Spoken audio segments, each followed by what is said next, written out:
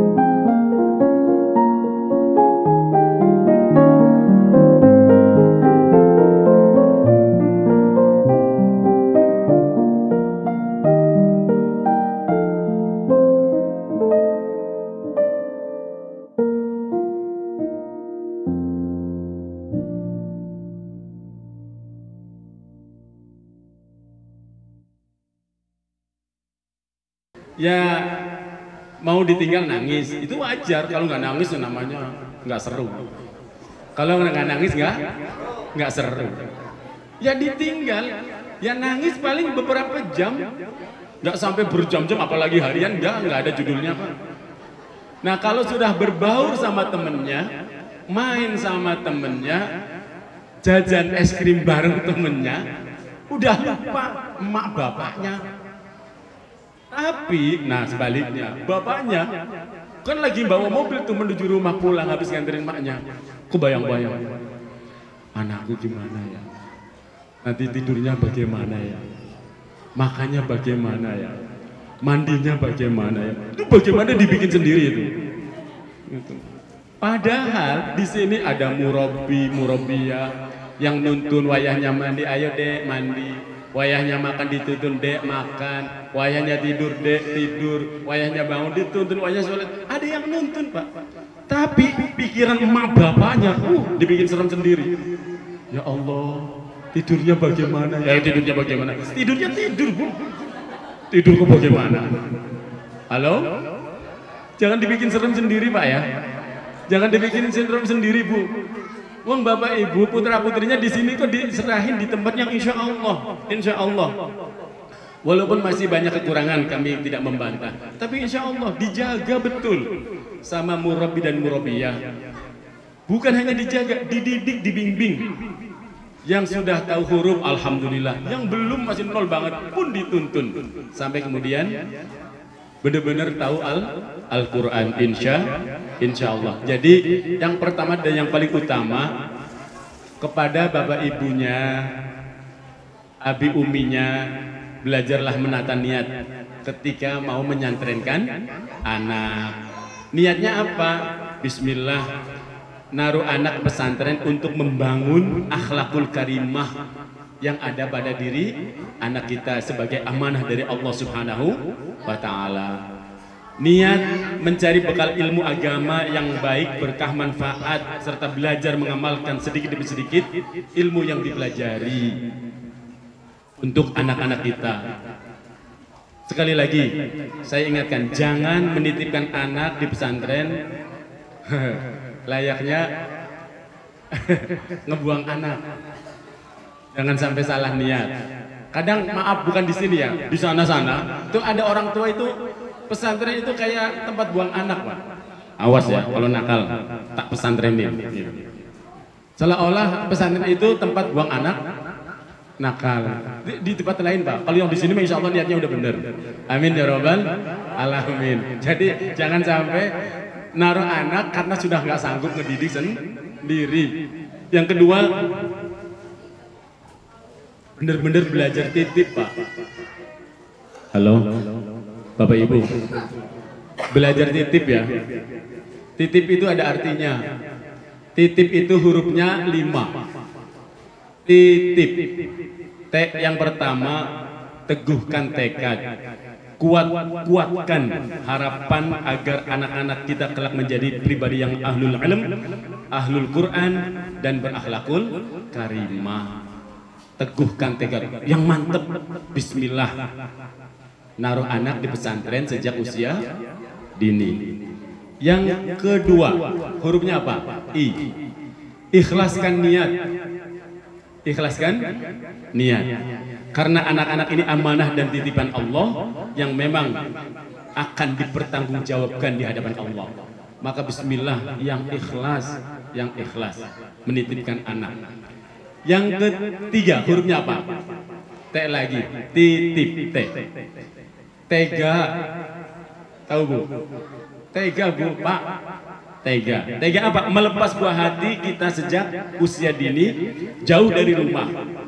Untuk apa? Melatih kemandiriannya yang pasti akan bermanfaat untuk masa depannya. Itu pasti. Dan tidak ada tempat yang paling baik membentuk karakter anak, Pak, hari ini kecuali pesantren. Mau pesantren mana saja itu insya Allah baik. Karena yang paling nyata, dunia pesantren itu yang paling nyata adalah menyelamatkan anak-anak dari ini, Pak, setan gepeng. Ini Pak, ini apa? Setan gepeng. Ya, HP Pak. Setan gepeng. Coba anak-anak kita kalau di rumah, anteng kalau udah sampai sini. Saking antengnya anak-anak kita kalau udah pegang setan gepeng, disuruh nggak mempan, egois.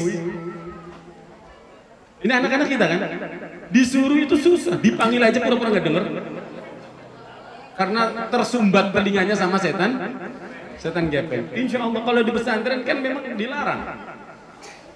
Bukannya nggak boleh, Bapak Ibu dulu nggak kenal HP, sekarang HP baru ada, udah pinter semua. Dikit-dikit upload status, goreng tempe di foto, goreng teri di foto, kemana di foto. Jangankan dandan, nggak dandan di foto. Itu emak-emak di tempat lain. Insya Allah di sini mah sama ternyata. Ya Allah. Paling tidak anak-anak kita terselamatkan dari ini. Kemudian huruf yang keempat, Pak, titip. Lagi apa itu? Istiqomah dalam mendoakan anak yang belajar di pesantren. Bapaknya yang cari duit, emaknya yang rajin tahajud, maknya rajin puasa sunnah, maknya rajin duha. Ustadz kok maknya doang? Kan bapaknya udah cari duit. Membela para bapak-bapak ya. Halo? Bapak-bapaknya dibela ini. Iya. Kok emaknya, doa emak itu lebih dahsyat. Doa ibu itu udah luar biasa. Coba di hadisnya, siapa yang layak dan patut engkau tunduk hormat dan ta'zimi? Kata Nabi, ibumu. Terus siapa lagi? Ibumu. Siapa lagi ya Rasul? Ibumu. Berapa ayo?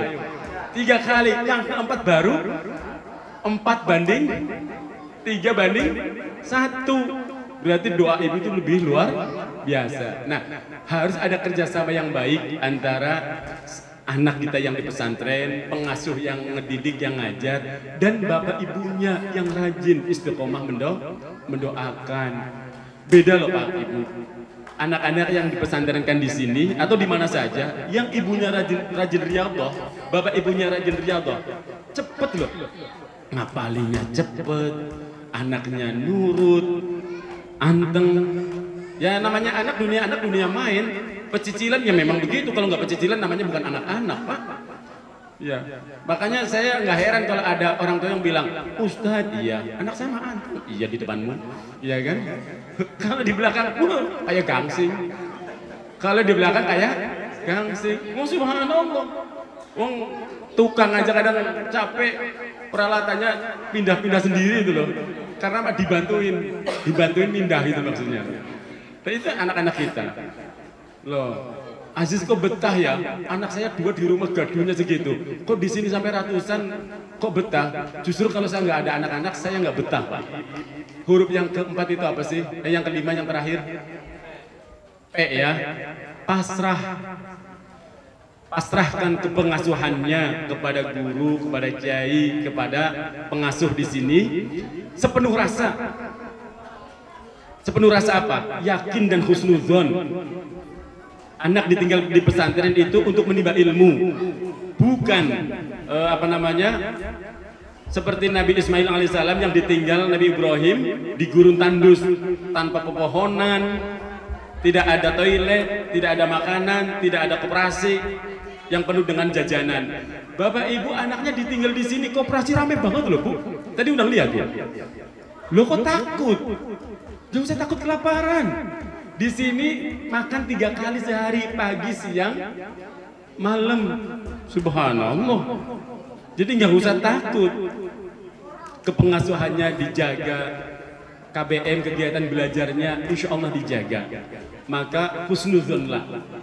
Karena sudah titip, kalau ada apa-apa yang namanya dunia anak, punten, ini saya sampaikan dari awal. Kalau namanya anak-anak sama anak-anak kadang, ya itu tadi, yang satu kreatif, yang satu geratak. Yang satu kreatif, yang satu geratak. Yang satu iseng, yang satu ya diisengin gitu. Kok misalnya namanya anak-anak kok berantem misalnya. Ini orang tua jangan terlalu jauh Pak. Kemarin ada pernah kejadian sampai nganya, tak laporin ke polisi itu. Nah, ini urusan di pesantren kok polisi diajak-ajak. Ya diselesaikan di dalam pesantren. Kalau diselesaikan di luar pesantren, maaf, kami tidak akan ikut campur dan kami tidak akan tanggung jawab. Dititipkan ke pesantren, ya pesantrenlah yang menyelesaikan masalah. Komunikasikan dengan pengasuh dan para musrif atau murabbi. Jangan kemudian menyelesaikan di luar. Pasti nggak akan selesai kalau di luar. Yang ada tambah gaduh. Perlu saya ingatkan, Bapak Ibu yang rahmati Allah Subhanahu wa taala, dan saya tidak akan pernah bosan menceritakan ini. Rasulullah Shallallahu Alaihi Wasallam ketika pertama kali menerima wahyu Al-Quran, itu berapa ayat Pak? 5 ayat. Rasulullah pertama kali menerima Al-Quran, menerima wahyu Al-Quran, Iqra bismi rabbikal ladzi khalaq, khalaqal insana min 'alaq, Iqra wa rabbukal alladzi 'allamal insana ma lam. 5 ayat. Itu Rasulullah bergetar tubuhnya, menggigil sampai turun dari Gua Hiro, kemudian menemui istri tercintanya, dan beliau memohon kepada istri tercintanya, zammiluni, selimuti aku wahai Khadijah, selimuti aku. Karena apa? Beliau meriang, kalau bahasa orang Indonesia menggigil sakit. Untuk 5 ayat Rasulullah sebegitu rupa, sampai menggigil, sampai meriang. Terus apa korelasinya? Sekarang kita kepengin punya anak hafal Al-Quran 30 juz, gak tanggung-tanggung. 114 surah 6.000 yang umum orang tahu 6.666 ya, padahal 6.300 sekian ya, yang mana aja, kalau nggak percaya itu sendirilah nanti. Nah, kok nggak kepengennya lancar-lancar aja, nggak ada ujian, nggak ada tantangan, nggak bakalan Pak. Saya ingatkan dari sekarang, pasti ada tantangan, pasti ada ujian. Itu pasti. Nah, saya ingatkan dari sekarang, maksudnya apa? Ketika ujian itu datang, Bapak Ibu, jangan kalah, jangan menyerah, jangan kaget. Kadang ujiannya berbentuk seperti anak sakit-sakitan, anak tiba-tiba mogok, nggak mau nerusin, minta pindah. Anak-anak tiba-tiba ngaku, katanya temennya nakal, dibully dan lain sebagainya. Itu trik setan untuk bikin kita gagal. Demi Allah loh. Itu kalau berupa dari arah anak. Dari orang tua macam-macam, lebih ramai lagi. Mungkin faktor ekonomi, faktor lain-lainnya banyak sekali. Jangan sampai nyerah di tengah jalan. Saya ingatkan dari sekarang, itu pasti dalam perjalanan. Dan idealnya kita, harapannya kita, kepengennya anak kita sah-sah saja SD selama 6 tahun, lulus SD selesai 30 juz. Siapa nggak kepengen? Siapa nggak kepengen? Semua kepengen tanpa kecuali. Aziz pun dulu begitu Pak. Aziz punya anak yang kedua, dipesantrenin dari usia SD. Harapannya lulus SD sudah selesai 30 juz. Alhamdulillah. Sampai kelas 6 belum hatam. Sampai kelas 6 belum hatam. Kira-kira berhenti atau lanjut? Lanjut. Tak lanjutin SMP. Alhamdulillah 9 tahun baru hatam. 9 tahun baru hatam. Idealnya saya kepengennya nuntut sebagai orang tua. Wong dulu ayahnya ngapalin Quran cuma 3 tahun, masa anaknya sampai 9 tahun. Seolah-olah protes. Tapi alhamdulillah walaupun 9 tahun baru hatam, yang penting selesai. Jangan kemudian, Dek, udah juz berapa? Ya udahlah, pindah saja. Hati-hati Pak, jangan suka ngomong begitu. Satu pesantren dengan pesantren lain punya tata tertib aturan sendiri. Di Al-Azka misalnya anak ibu sudah hafal Al-Quran 15 juz atau 10 juz. Kok dipindah ke pesantren lain? Kira-kira nyambung 11 atau 16 lanjut nggak? Nggak bakalan. Pasti suruh dari satu lagi. Pasti dari satu lagi. Jadi prinsipnya apa? Prinsipnya kayak filosofinya orang ngebor sumur. Bisa jadi 10-20 meter baru dapat air tapi belum bisa diminum. Baru dapat air tapi belum bisa diminum. Berhenti atau lanjut? Lanjut. Mungkin baru di kedalaman 30 meter baru bisa dapat air yang layak minum. Jangan sekali-kali berpikir, sudah 30 kok belum dapat air yang layak minum. Yuk ganti lagi di titik lain. Pasti dari satu lagi. Pasti dari satu lagi. Allahumma salli wa sallim